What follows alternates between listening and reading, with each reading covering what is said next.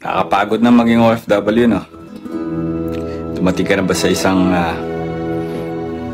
posisyon na parang ayaw mo na, suko ka na?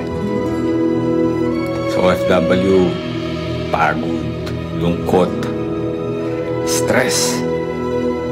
Pag pinaghalo-halo mo yan, makakaluto ka na ng isang putahe. Pero alam mo, bibihira ang mga malalakas kagaya mo. Yung iba, papakamatay dahil hindi nila kaya hawakan mga problema.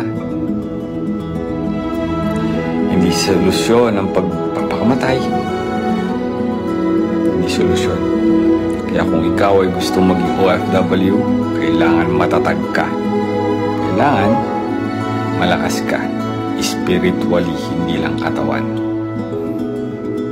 Buhay ka.